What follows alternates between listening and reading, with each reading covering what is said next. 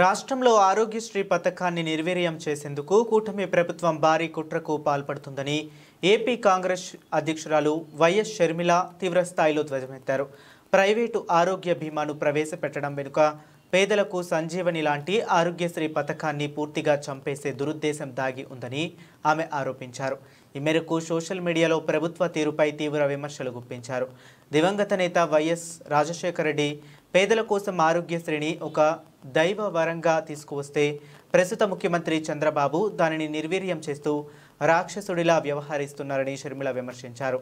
Network ఆసుపత్రులకు 2700 కోట్ల బకాయిలు పేరుకుపోవటం వల్లే ఆయా ఆసుపత్రులు సమ్మెకు దిగాయని, నెల రోజులుగా ఓపీ సేవలు నిలిచిపోయినా ప్రభుత్వం స్పందించకపోవటం దారుణమని అన్నారు. ఇది ప్రజారోగ్యంపై ప్రభుత్వానికి ఉన్న నిర్లక్ష్యమని నిదర్శనమని ఆమె పేర్కొన్నారు.